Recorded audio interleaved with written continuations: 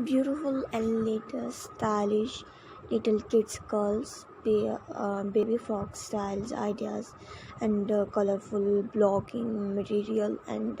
colorful blocking crochet pattern idea like step by step half neck sleeves and different frill style and base bow flower styles. So different and latest styling ideas, rose flower bow center with green leaves, so and green and white color combination with the little kid girls uh, shoes, different and stylish crocheting baby frocks with flower embellishment is a charming and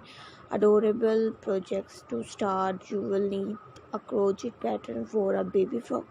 that includes instruction for the editing the flowers. There are many patterns available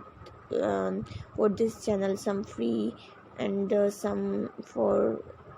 a different latest pattern as a styling and as a designing way. Once you have your pattern and